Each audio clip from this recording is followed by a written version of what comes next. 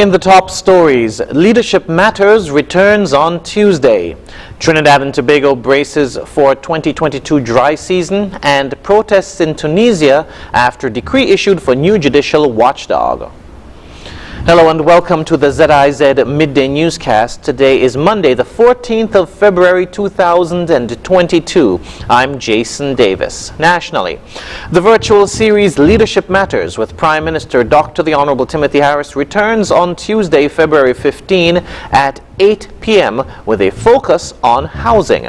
Prime Minister Harris will be joined by Minister of Human Settlement, the Honorable Eugene Hamilton, and Attorney General, the Honorable Vincent Byron. Leadership Matters airs on ZIZ Radio and other participating radio stations. It will also be streamed online at ZIZ's Facebook and YouTube pages.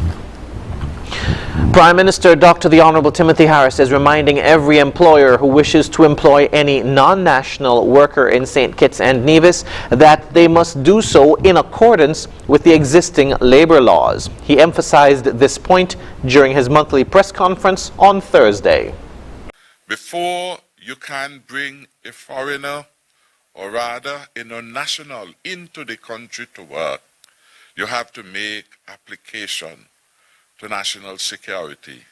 And among the things that you are required to submit in support of the case is that you would have advertised the vacancy in the local jurisdictions at least for 3 consecutive weeks.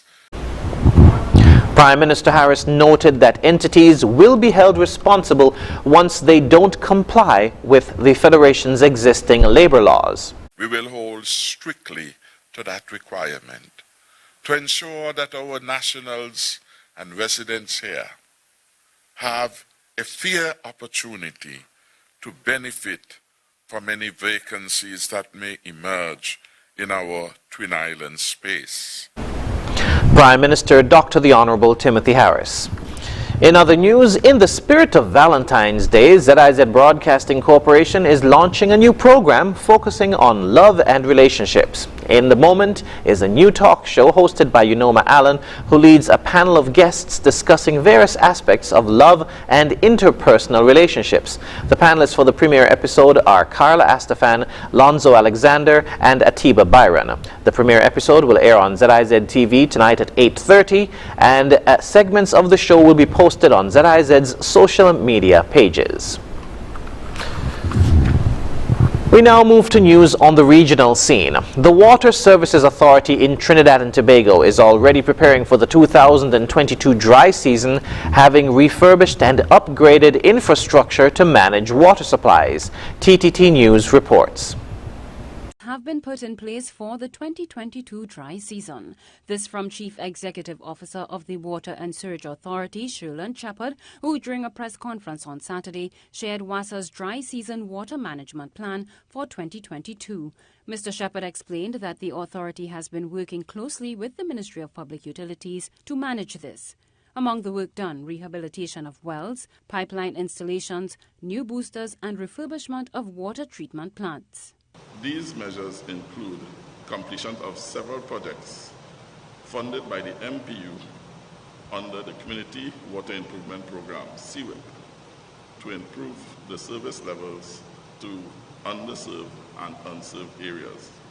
WASA's Director of Operations, Shaira Ali, gave a breakdown of current water reserves across the country. Present, water levels at the major impounding reservoirs are near their respective long-term averages. Arena is currently 95% full versus 96%. Navet is 93% versus 90%. Hillsborough is 83% versus 90%. And Hollis 79% versus 78%. Barbados has eased curfew restrictions. Barbados Today tells of the activities that can recommence. Government is getting the thumbs up for its decision to lift the curfew and ease restrictions starting today. At the weekend, Health Minister Ian Gooding-Edgell announced that pleasure craft boats and party cruises will be allowed to operate. Hikes will resume And there will be no restriction on beach activities and parks, among other things. Chairman of the Barbados Hotel and Tourism Association, Renee Copping, says direct tourism service providers, including catamarans, nightclubs and tour companies, are delighted to be able to return to full capacity. And restaurants are also happy with the move so that they can extend their hours of operation. Internationally, opposition parties in Tunisia say they will unite against President Kais Saied after he announced sweeping changes to the judiciary. There have been more protests in the capital after Saied gave himself the power to dismiss judges. The Supreme Judicial Council was one of the last institutions independent of the presidency. Al Jazeera's Alicia Volkman reports. Protesters defy COVID restrictions banning protests to gather in their thousands in central Tunis.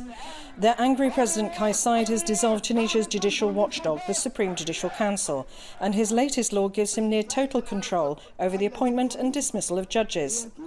Critics say he's now consolidated power over all the country's institutions. The president has relieved some judges of their posts, dismissed others and prevented them from objecting or striking. The judiciary that we resort to is now under the control of the president. G7 states and the UN have voiced deep concerns about Saied's actions and his increasingly authoritarian rule. The EU says its member states are discussing cutting funding to Tunisia. And Tunisia's judges have been on strike demanding independence for the judiciary and the reinstatement of the watchdog. Kais Saied's supporters and many lawyers, however, support his decision and accuse the council of failing to root out corruption that they say is rife among judges. These demonstrators say they're afraid that Kais Saied is dismantling the state. There are no longer any independent constitutional institutions today. Yesterday was the last of them before he decided to establish a temporary body for the Supreme Judicial Council. But a movement calling themselves Citizens Against the Coup say they're not giving up. The political and democratic movement of the street continues, and with the same objectives and the same approach. Critics say that Kais Saied is gambling on gaining total control over Tunisia at the risk of losing the financial support of the G7 and EU. But this protest shows that many Tunisians are prepared to defy his authority and fight against dictatorship that they fought so hard to overturn 11 years ago. Alicia Volkman, Al Jazeera, Tunis. Peru's government has declared a 45-day state of emergency as many Peruvians consider insecurity the most pressing issue in the country. Many people are afraid the government is not responding with a strong enough strategy to bring peace to the capital. Al Jazeera's Mariana Sanchez reports. They say it will be a street-by-street cleanup strategy, police fighting a crime wave in Lima, a city of nearly 10 million people. On Friday night, they closed several blocks of a street lined with bars in one of the city's most dangerous districts as part of the state of emergency. The neighborhood councils call us and tell us who are incurring in offenses. We are working with that information. Dozens of armed robberies recorded by security cameras in recent months